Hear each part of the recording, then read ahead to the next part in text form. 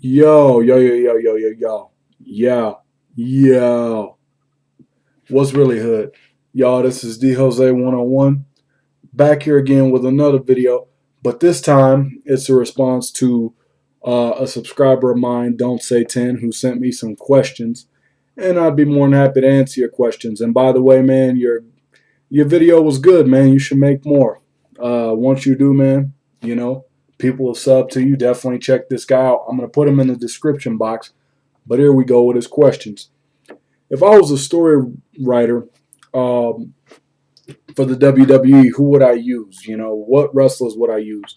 He pointed out MVP, and he said MVP is a good heel and whatnot, and he prefers him as a heel. And actually, I'd have to agree. MVP, definitely. He would be one of my choices. Another guy who they've been using, but who they need to continue using, John Morrison. And here's what I would do. I would have John Morrison and MVP become a tag team. And then have John Morrison just skyrocket, similar to how Shawn Michaels did versus Marty Jannetty. Kind of play off of that, since everybody sees John Morrison as the next HBK.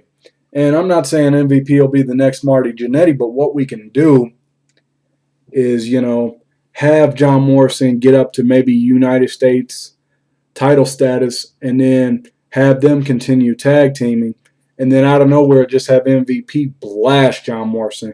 But the thing is, it can't happen. But if I were going to do a storyline, I'd put MVP or Morrison on the same brand and let it go. But for more currently, you could pretty much do the same thing with John Morrison and R-Truth. You could have R-Truth be jealous of John Morrison's success, and then have R-Truth jump Morrison and just beat him. That'd be a good storyline in and of itself, even for like a PG era type thing. I know the PG era is not as creative, but thankfully we have SmackDown versus Raw 2010 to replace that. Yeah. And it's a plethora of guys you could use. Goldust, Chavo Guerrero, continue using Evan Bourne, more of Chris Jericho, Kane, but don't make Kane job all the time. It's a plethora of guys, many more guys you could use. And then he wants to know who I think is overused and needs a change. He said John Cena, but hindsight is 2020. John Cena will not turn heel for the next 5 to 10 years. It's just impossible. We won't see that. Because, like you said, merchandise and kids. And I don't mind the fact that they're family friendly now, but it needs to be a bit more creative. But before I get off topic, Triple H. Yeah. 4 years as a face. It's old, dude. The act is old. You as a face is stale. Triple H does not need to remain a face. Turn heel. Use chairs to the back. Use, weapons. Go heel. Go psychotic. Now that Shawn Michaels is gone, dude, DX is no more. Let DX rest in peace as far as I'm concerned. We don't need to see Triple H as a face anymore. Chris Jericho. Despite the fact that Chris Jericho is awesome as a heel ever since he turned on Shawn Michaels, and he's been an awesome heel in the past, it's kind of getting old. I love the Chris Jericho heel calling us hypocrites and idiots and things like that. And the Jericho Bourne angle's good. But I hope what's going to happen is if they continue this angle, Bourne beats Jericho, and then Jericho praises Bourne, thus turning face again. Because as much as I love Chris Jericho as a heel, it's time for Jericho to kind of reinvent his character. And the reason why is because, with Chris Jericho, the heel thing is great, but there's going to come a day and time where if they continue it, people are going to boo him, and it's not because he's a great heel, it's because they want him to turn face, and they don't want to see that guy anymore. So Jericho's in need of a change. And if I think of any more wrestlers, I'll tell you more in the comment section. He also wants to know, do I ever really think that the Attitude Era will be resurrected or duplicated again? No. While the Attitude Era was the greatest entertainment era in pro wrestling history. Take notice that I said entertainment, people. I didn't say wrestling. If you want wrestling, go back to the 70s, 80s, and early to mid 90s because that's when wrestling was great. The Attitude Era was really nothing but talk. Yeah, they had matches, but there's not that many of them that you're going to remember from that era. You know, the Attitude Era was known basically for what Austin could do to Vince every week, and it was known for what Undertaker, Kane, Mick Foley, and Triple H, and DX, and The Rock, and so forth could do every week.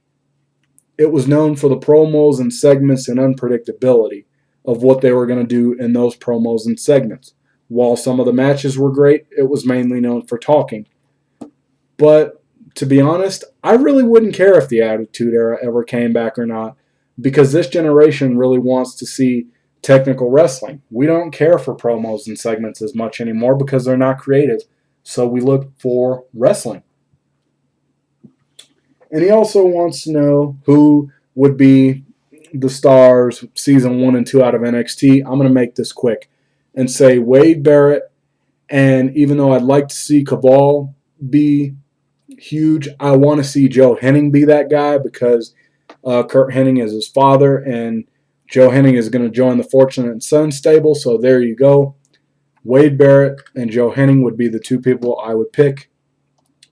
And then who do I think is the Raw GM? It's got to be either JR or Michael Cole. It can't be Stone Cold. He's not going to fit in this PG environment. He didn't fit when he guest hosted Raw, and it really toned down his character. So would I like to see Stone Cold as GM? If they changed it back to TV 14, hell yeah. But for now, it's going to be JR or Michael Cole. And then, do I ever see a TNA superstar going to WWE? Big TNA superstar. Never say never. Never say never in the wrestling business, don't say 10. That is one thing I will tell you. And then, do I see Vince McMahon ever buying out TNA? JR has said in the past that he does not see Vince McMahon buying TNA.